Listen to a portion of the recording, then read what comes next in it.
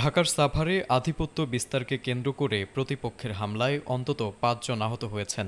বুধবার রাত ১০টার দিকে সাভারের হেমায়েতপুরের দক্ষিণ শ্যামপুর গোয়ালপাড়া এলাকায় এই ঘটনা ঘটে। আহতরা হলেন ইমরান হোসেন, সাব্বির, শাওন, ফরহাদ ও মাওলা। তাদের মধ্যে সাব্বির ও শাওনকে সাভার উপজেলা স্বাস্থ্য কমপ্লেক্সে ভর্তি করা হয়েছে এবং অন্যরা স্থানীয়ভাবে চিকিৎসা নিয়েছেন।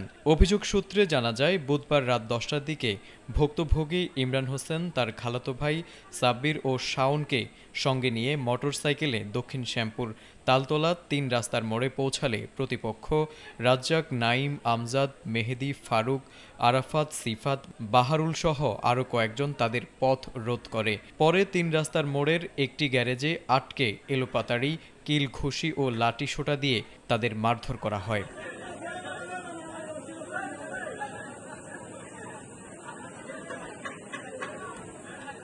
ভুক্তভোগীরা জানান, ঘটনাস্থলে চিৎকার করলে স্থানীয়রা এগিয়ে আসেন।